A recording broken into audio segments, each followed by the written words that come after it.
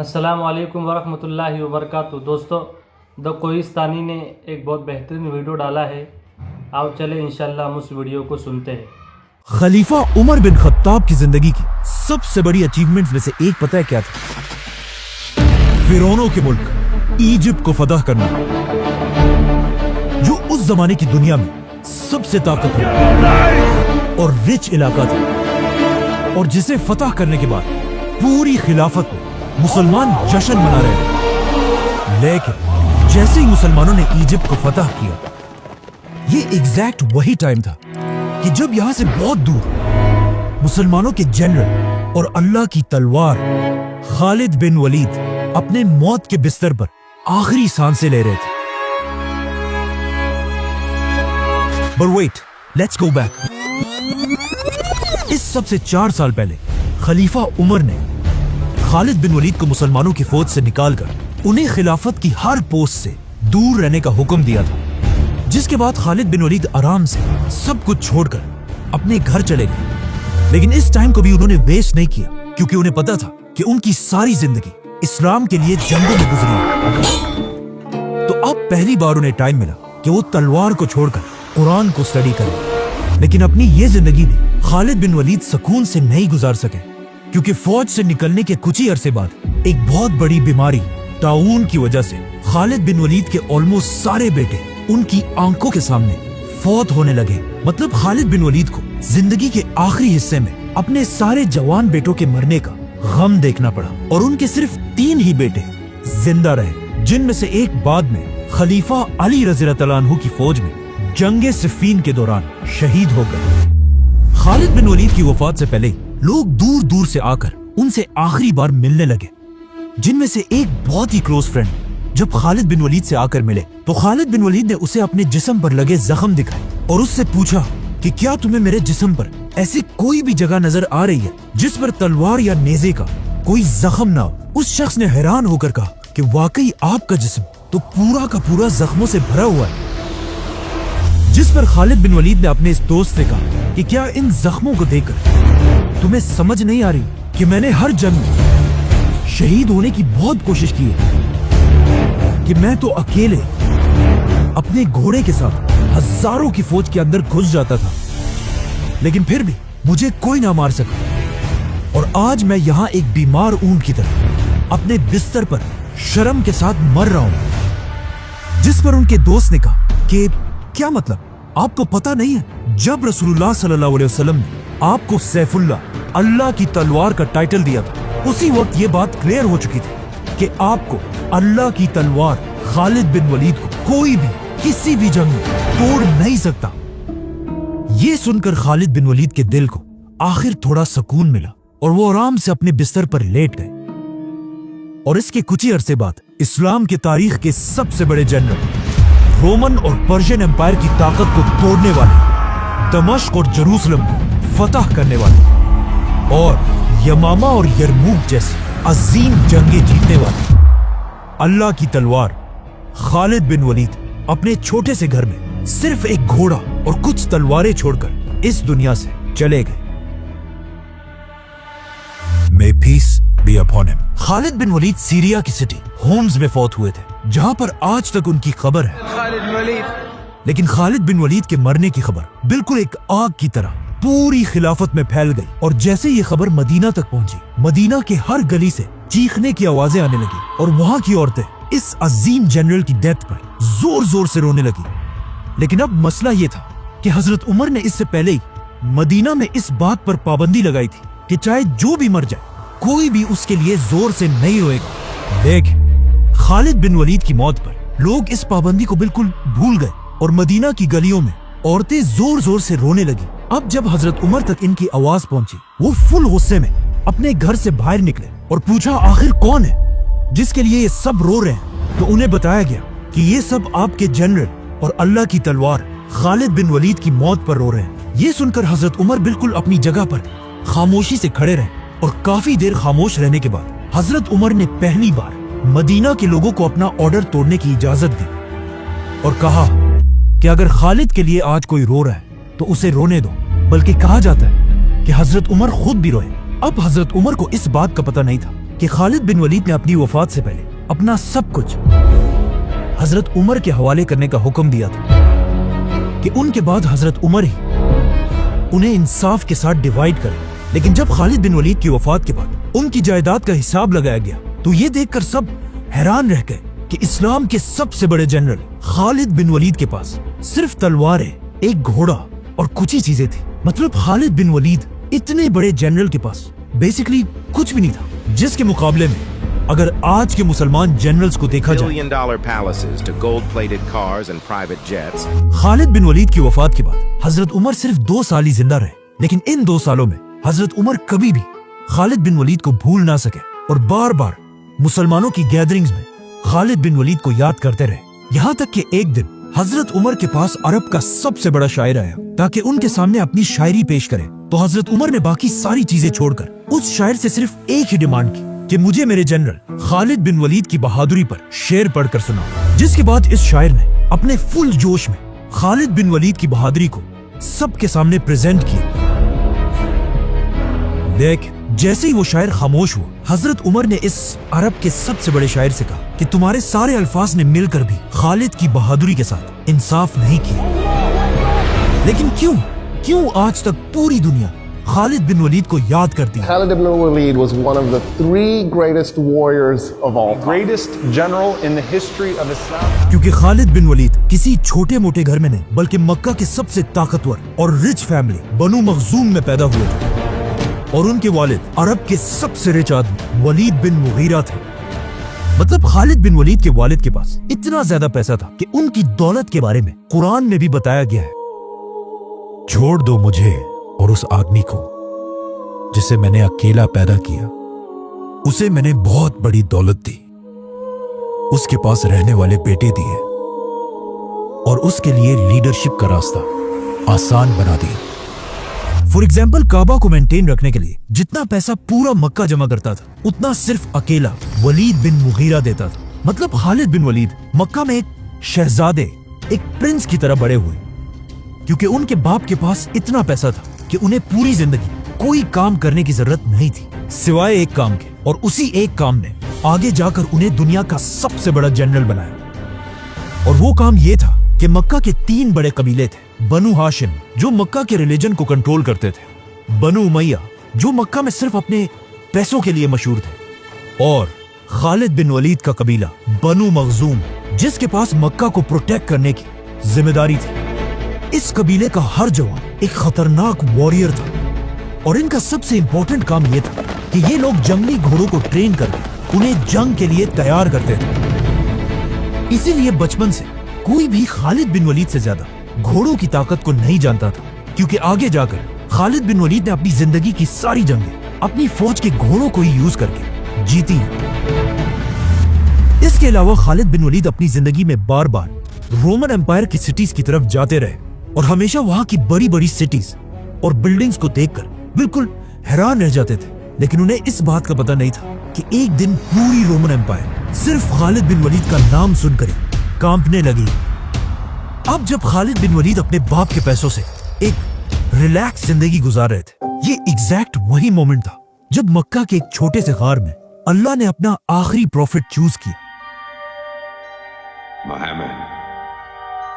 read. اور یہاں سے دنیا میں ایک بہت بڑا چینج آنے لگا، کیونکہ رسول اللہ صلی اللہ علیہ وسلم مکہ میں آہستہ آہستہ اسلام پھیلانے لگے، جس سے پہلے تو مکہ کے سب سے غریب لوگ اسلام کی طرف آنے لگے. لیکن صرف ایک ایسا آدمی تھا جو مکہ میں سب سے امیر ہونے کے بعد بھی رسول اللہ صلی اللہ علیہ وسلم کی باتوں سے امپریس ہونے لگا، ولید بن مغیرہ، جو بار بار رسول اللہ صلی اللہ علیہ وسلم کے پاس جا کر ان سے قرآن سنتا تھا. لیکن آہستہ آہستہ مکہ میں یہ بات پھیلنے لگی کہ ولید بن مغیرہ عرب کا سب سے امیر آدمی مسلمان ہونے والا ہے. تو اب ولید بن مغیرہ نے قرآن کو صحیح جان کر بھی صرف اور صرف لوگوں کے ڈر سے اسلام سے پیچھے ہٹنا شروع کیا. اور صرف یہی نہیں بلکہ اسلام کا سب سے بڑا دشمن بنا اور پورے مکہ میں یہ بات پھیلا دی کہ محمد ایک جادوگر، میجیشن ہے. ولید کی اس حرکت سے مسلمانوں کو اتنا نقصان ہوا کہ اللہ نے خود قرآن میں اسے جواب دیا. پھر وہ پلٹا اور غرور سے آخر کہا، یہ کچھ نہیں، بس پرانے زمانے کا ایک جادو ہے اور انسان کی بنائی ہوئی باتیں ہیں. بہت جلد मैं उसे दोज़ख में डालूंगा, और तुम्हें क्या पता कि दोज़ख क्या है। इस आयत के कुछ ही अरसे बाद वलीद बिन मुगीरा तो फौत हो गए, लेकिन मक्का में मुसलमानों पर जुल्म इतना बढ़ गया कि अब उसे और बर्दाश्त करना इम्पॉसिबल था। तो मजबूरन मक्का के सारे मुसलमान हिजरत करके मदीना की तरफ शिफ्ट हुए और यहां पर इस्लाम की पहली रियासत बनाने लगे। अब जब मुसलमान यहां मदीना में थे तो वहां खालिद बिन वलीद पता नहीं किस काम से अरब को छोड़कर कहीं बाहर गए थे, और जब अपने सारे काम पूरे करके वापस मक्का की तरफ आए तो उन्होंने देखा कि यहाँ तो सब बदल चुका है। मतलब मक्का के हर घर से रोने और चीखने की आवाजें आ रही थी। और जब खालिद बिन वलीद ने पूछा तो उन्हें उनके खानदान वालों ने बताया कि आप जब यहाँ नहीं थे तो यहाँ मक्का और मदीना वालों की एक बहुत बड़ी जंग हुई है, जंगे बदर, जिसमें उन्होंने हमारे खानदान के सरदार अबू जहल और तुम्हारे 25 कजिन्स को मार डाला है। और सबसे बड़ी बात यह है कि मुसलमान तुम्हारे बड़े भाई वलीद बिन वलीद को भी गिरफ्तार कर चुके हैं। ये सुनकर खालिद बिन वलीद को इतना गुस्सा आया कि वो सीधा अबू सुफियान के पास गए और वहां पर मक्का के सारे बड़ों ने मिलकर मुसलमानों से बदला लेने की कसम खाई। जिसके बाद खालिद बिन वलीद अपने भाई को आजाद कराने के लिए मदीना की तरफ आए, जहां पर उन्होंने देखा कि मुसलमानों ने कैदियों के लिए एक बहुत ही अजीब सिस्टम बनाया। मतलब जिसके पास जितनी ताकत होगी उससे उतने ही पैसे लेकर उसे आजाद किया जाएगा। मतलब किसी से 1000 और किसी से 2000 दीनार, और जिसके पास पैसे ही ना हो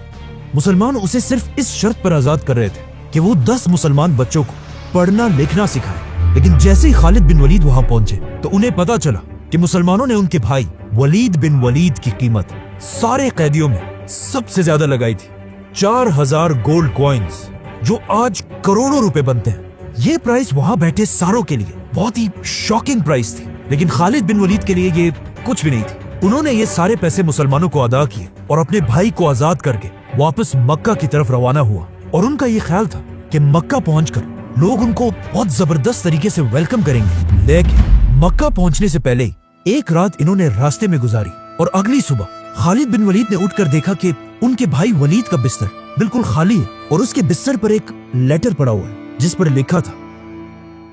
खालिद, मैं तुम्हें बताए बगैर इस्लाम कबूल करके वापस मदीना जा चुका हूं, क्योंकि मैंने वल्लाह अपनी पूरी जिंदगी में मोहम्मद जैसा इंसान कभी नहीं देखा। और ऐसा मैंने पहले इसलिए नहीं किया कि लोग ये ना समझे कि मैंने कैद के डर से इस्लाम कबूल किया हो। और अब जब तुमने मुझे आज़ाद करा लिया है तो मैं वापस जाकर एक आज़ाद इंसान की तरह अपनी मर्जी से इस्लाम कबूल करना चाहता हूँ। इस लेटर के बाद खालिद बिन वलीद के भाई ने तो इस्लाम कबूल कर लिया, लेकिन खालिद बिन वलीद के दिल में अभी भी अपने खानदान के खून का बदला लेने की आग जल रही थी। इसीलिए जब अगले साल मक्का वालों ने दोबारा फौज जमा की तो अबू सुफियान ने खालिद बिन वलीद के गुस्से को यूज करके उन्हें पहली बार अपनी फौज का जनरल बनाया। और इस तरह मक्का से 3000 लोगों की फौज मुसलमानों से जंग के लिए मदीना की तरफ रवाना हुई। लेकिन मदीना पहुंचने से पहले 1000 मुसलमान ओहद के पहाड़ के पास उनका इंतजार कर रहे थे। 1000 वर्सेस 3000, मतलब मुसलमानों को अपने से 3 गुना बड़ी फौज के साथ लड़ना था, जो ऑफ कोर्स एक बहुत मुश्किल काम था। लेकिन जंग शुरू होने से पहले मुसलमानों की फौज से 300 मुनाफिकीन धोखा देकर जंग छोड़कर चले गए। अब रसूलुल्लाह सल्लल्लाहु अलैहि वसल्लम के पास सिर्फ 700 लोग थे और सामने मक्का वालों की 3000 की फौज, मतलब 4 गुना बड़ी फौज। जंग शुरू होने से पहले इन 700 लोगों में से भी रसूलुल्लाह सल्लल्लाहु अलैहि वसल्लम ने 50 लोगों को निकालकर इस पहाड़ के ऊपर भेजा ताकि पहाड़ के पीछे से मुसलमानों पर कोई हमला ना कर सके। और सामने खड़े खालिद बिन वलीद इन 50 लोगों को गौर से देख रहे थे। आप सल्लल्लाहु अलैहि वसल्लम ने इन 50 आर्चर्स को क्लियर ऑर्डर्स दिए थे कि अगर तुम देखो कि मुसलमान जंग जीत चुके हैं, तुमने पहाड़ से नहीं उतरना, और अगर तुम देखो कि मुसलमान जंग हार गए और हारने के बाद परिंदे उनके जिस्मों का गोश्त खा रहे हैं, तब भी तुमने पहाड़ से नहीं उतरना। इसी के साथ जंगे ओहद शुरू हुई। जैसे ही जंग शुरू हुई, मुसलमानों में इतना जज्बा था कि वो आसानी से मक्का की फौज को पीछे धकेलने लगे। और कुछ ही देर के जंग के बाद ऐसे लगने लगा कि मुसलमान आसानी से ये जंग जीत जाएंगे, जिसे देखकर मक्का की फौज आहिस्ता आहिस्ता जंग से भागने लगी। इवन उनका लीडर अबू सुफियान जान बचाकर भागने लगा। भागते भागते अबू सुफियान ने खालिद बिन वलीद से कहा कि तुम क्यों अपनी जगह पर खड़े हो, जाओ और हमला करो। लेकिन खालिद बिन वलीद बिल्कुल अपनी जगह पर खड़े रहे, क्योंकि उन्हें पता था कि जब तक ये 50 आर्चर्स उस पहाड़ पर खड़े हैं, ये जंग जीतना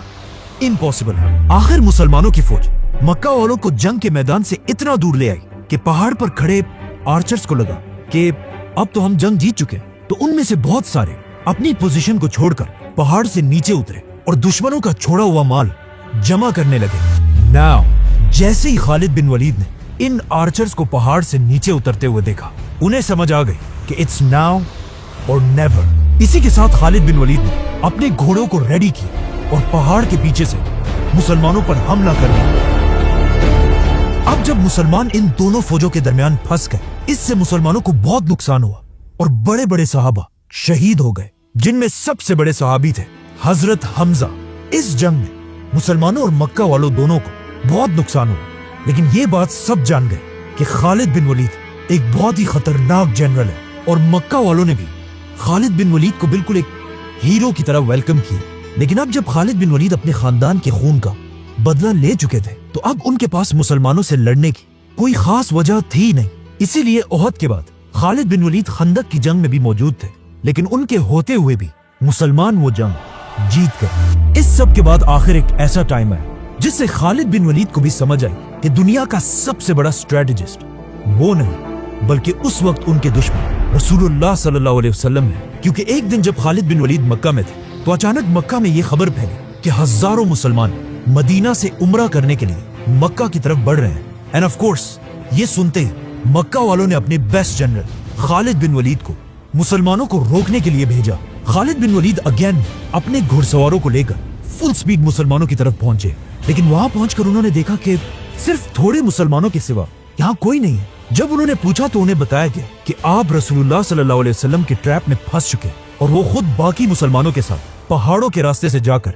बिल्कुल मक्का के दरवाजे के बाहर खड़े हैं। नाउ ये तारीख में पहली और आखिरी दफा था कि किसी ने खालिद बिन वलीद जैसे जनरल को अपने ट्रैप में फंसाया हो। और इस वाक़े के बाद खालिद बिन वलीद रसूलुल्लाह सल्लल्लाहु अलैहि वसल्लम से अपनी दुश्मनी खत्म करके उनकी पर्सनैलिटी से इंस्पायर होने लगे।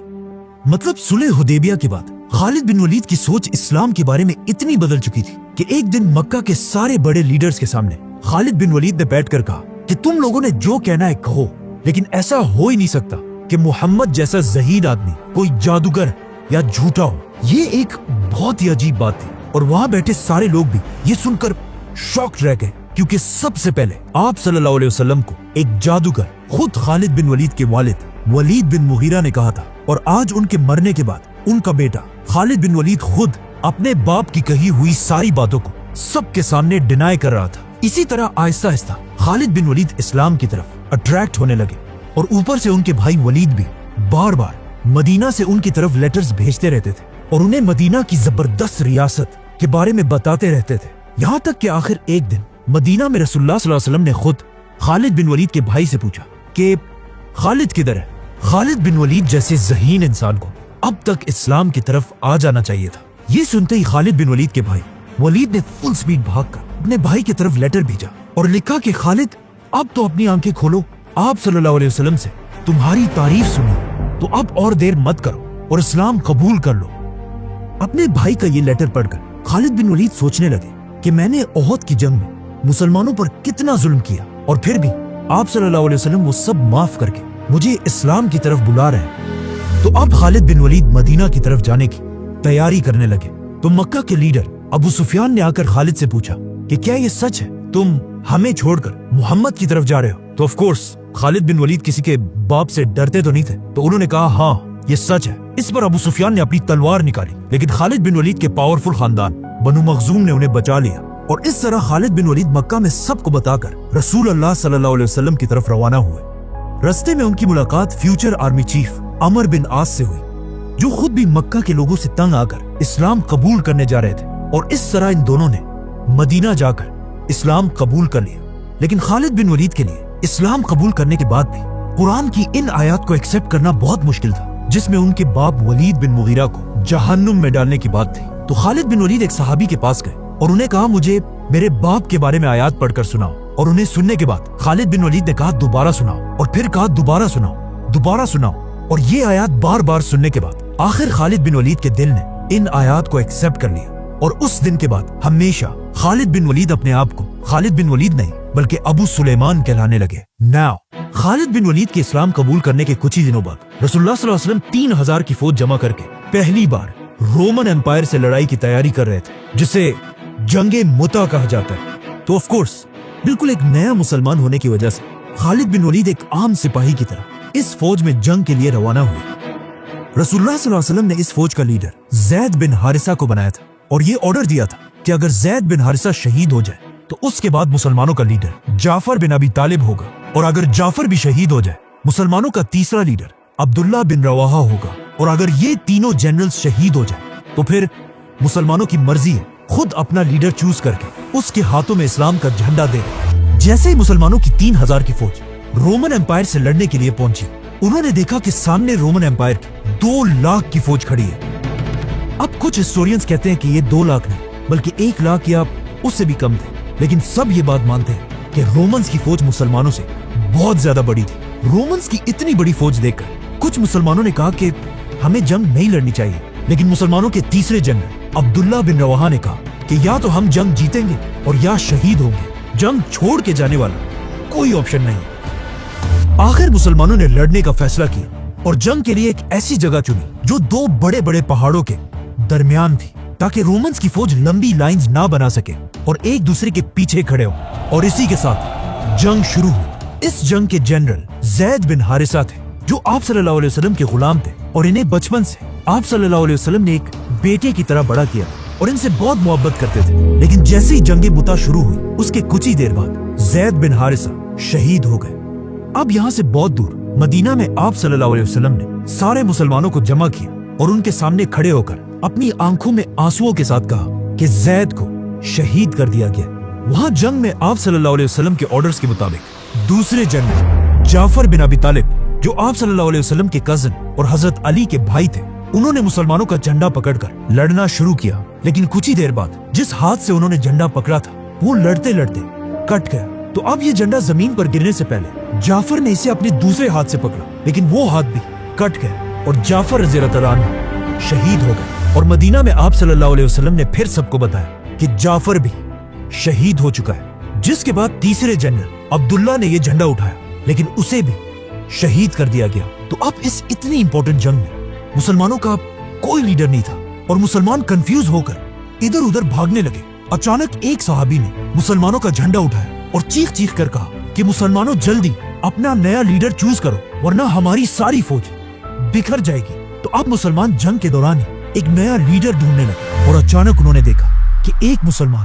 جنگ میں بہت بہادری سے لڑ رہا ہے، خالد بن ولید، اور اسے دیکھ کر ہی مسلمانوں کو جنگ احد کی یاد آئی جس میں پورے عرب نے خالد بن ولید کو ایک گریٹ جنرل مانا تھا۔ تو اب سیدھا مسلمان خالد بن ولید کے پاس گئے اور انہیں مسلمانوں کا جھنڈا پکڑانے کی کوشش کی، لیکن انہوں نے ایسا کرنے سے انکار کر دیا اور کہا کہ میں اس قابل ہی نہیں ہوں کہ مسلمانوں کو لیڈ کر پاؤں۔ لیکن مسلمانوں کی فوج نے زبردستی ان کے ہاتھ میں جھنڈا پکڑا ہے اور کہا اب آپ ہی ہمارے لیڈر اور جنرل ہیں۔ اور اسی کے ساتھ یہاں سے بہت دور مدینہ میں آپ صلی اللہ علیہ وسلم نے سب کے سامنے کہا کہ تینوں جنرلز کے بعد اب مسلمانوں نے اللہ کی تلواروں میں سے ایک کو اپنا جنرل بنا دیا ہے، اور یہاں سے خالد بن ولید کو اللہ کی تلوار کا ٹائٹل ملا۔ خالد بن ولید کی لیڈرشپ میں مسلمانوں نے رومنز پر زور سے حملہ کیا اور رومنز کو پیچھے دھکیل کر مسلمانوں کی فوج واپس صحیح سلامت مدینہ آئی، جس کے بعد مسلمانوں نے اپنی پرانی دشمنی بھلا کر خالد بن ولید کو اپنا جنرل مانا، جس کے بعد رسول اللہ صلی اللہ علیہ وسلم نے بھی خالد بن ولید کو اپنا مین جنرل بنایا اور اسلام کے بڑے بڑے ٹاسکس پر خالد بن ولید کو بھیجنے لگے، یہاں تک کہ جب آپ صلی اللہ علیہ وسلم نے آخر مکہ کو فتح کیا اور 10,000 مسلمانوں کے ساتھ مکہ کے اندر داخل ہوئے، تب بھی خالد بن ولید مسلمانوں کی ایک بہت بڑی فوج کو لیڈ کر رہے تھے۔ اب جب خالد بن ولید مسلمانوں کے بہت بڑے جنرل بن چکے تھے، یہاں پر ان کی زندگی کا سب سے خطرناک مسئلہ سامنے آیا۔ ایک دن آپ صلی اللہ علیہ وسلم نے خالد بن ولید کو ایک قبیلے کی طرف بھیجا کہ جا کر انہیں مدینہ کی ریاست کے کنٹرول میں لاؤ۔ جیسے ہی خالد بن ولید ان کے پاس پہنچے، وہاں کے لوگوں نے پتہ نہیں کیوں ایک بہت ہی عجیب سینٹینس یوز کیا جس کی آج بھی مشکل سے سمجھ آتی ہے۔ وہ لوگ خالد بن ولید اور ان کی فوج کو دیکھ کر چیخنے لگے کہ ہم نے دین چھوڑ دیا تھا اور اب ہم واپس آ گئے ہیں، سم تھنگ لائک دیٹ، جس کی خالد بن ولید کو بھی صحیح سمجھ نہیں آئی اور وہ سمجھے کہ یہ لوگ اسلام کو چھوڑنے کا اعلان کر رہے ہیں۔ تو انہوں نے حکم دیا کہ ان سب کے سر کاٹ دیے جائے، جس کے بعد درجنوں لوگ مارے گئے۔ اب جب اس بات کا رسول اللہ صلی اللہ علیہ وسلم کو پتا چلا تو انہیں بہت دکھ ہوا اور انہوں نے اللہ سے کہا کہ یا اللہ، خالد نے جو کیا ہے میرا اس کام سے کوئی تعلق نہیں ہے، اور فوراً حکم دیا کہ خالد بن ولید کو میرے پاس بلایا جائے۔ خالد بن ولید نے آپ صلی اللہ علیہ وسلم کے پاس آ کر انہیں اس ساری کنفیوژن کا بتایا، لیکن پیچھے کھڑے عبد الرحمن بن عوف نے کہا کہ تم غلط کہہ رہے ہو، تم نے اس قبیلے کے لوگوں کو مار کر صرف اپنے چچا کی موت کا بدلہ لیا ہے،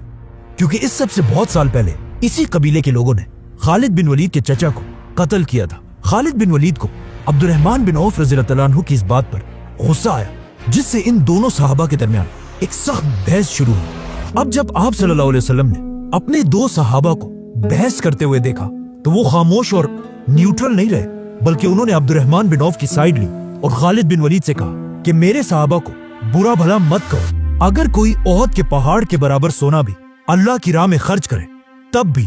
وہ میرے صحابہ کے برابر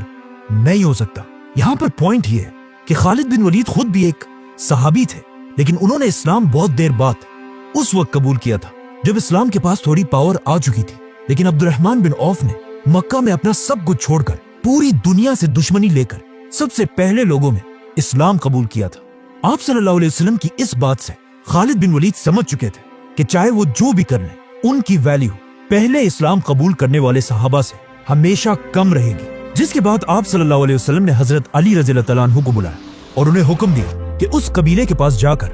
انہیں مناؤ اور انہیں جو بھی تکلیف پہنچائی گئی ہے اسے انصاف کے ساتھ حل کرو، اور کوشش کرنا کہ کوئی بھی تم سے خفا نہ رہے۔ ان طریقوں سے رسول اللہ صلی اللہ علیہ وسلم نے خالد بن ولید کو سمجھایا، لیکن پھر بھی انہیں مسلمانوں کی فوج سے نکالا نہیں، اور اسلام کی اگلی جنگ حنین میں انہیں دوبارہ اپنا جنرل بنایا۔ حنین ایسی پہلی جنگ تھی جس میں آپ صلی اللہ علیہ وسلم لیڈر اور خالد بن ولید ان کے جنرل تھے۔ مسلمان 12,000 کی فوج لے کر اپنے دشمنوں کی طرف روانہ ہوئے، لیکن جیسے ہی مسلمانوں کی فوج ان دو پہاڑوں کے درمیان سے گزر رہی تھی، اچانک دونوں پہاڑوں سے مسلمانوں پر بہت سارے تیر برسنے لگے۔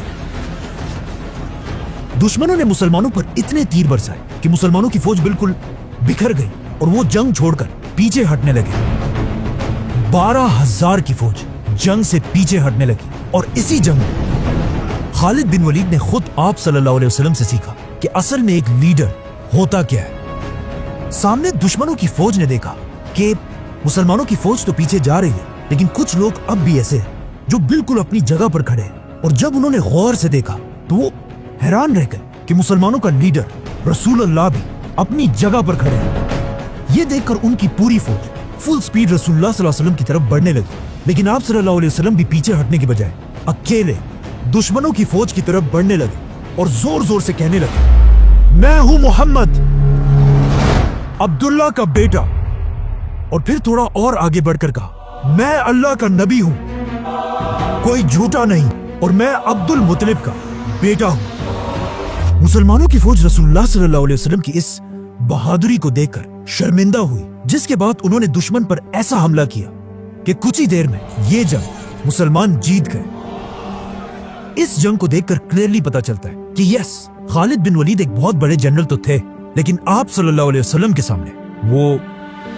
جس کے بعد اپنی زندگی کے آخری دن تک آپ صلی اللہ علیہ وسلم نے خالد بن ولید کو مسلمانوں کی فوج کے جنرل کے پوسٹ پر رکھا، لیکن آپ صلی اللہ علیہ وسلم کے فوت ہوتے ہی عرب کے بہت سارے قبیلوں نے اسلام سے بغاوت کر دی، جن میں سے کچھ اپنے آپ کو نبی بھی کہنے لگے اور کچھ نے زکات دینے سے انکار کر دیا۔ تو اب اسلام کے پہلے خلیفہ حضرت ابوبکر کو ایک ایسے آرمی چیف کی ضرورت تھی جو پورے عرب کو اسلام کے کنٹرول میں لا سکے۔ تو انہوں نے خلیفہ بننے کے کچھ عرصے بعد خالد بن ولید کے بیسٹ فرینڈ عمر بن عاص کو اپنے پاس بلایا اور ان سے پوچھا کہ مجھے خالد کے بارے میں بتاؤ، یہ کیسا آدمی ہے؟ تو عمر بن عاص نے خلیفہ سے کہا کہ خالد جنگوں کا ماسٹر اور موت کا دوست ہے،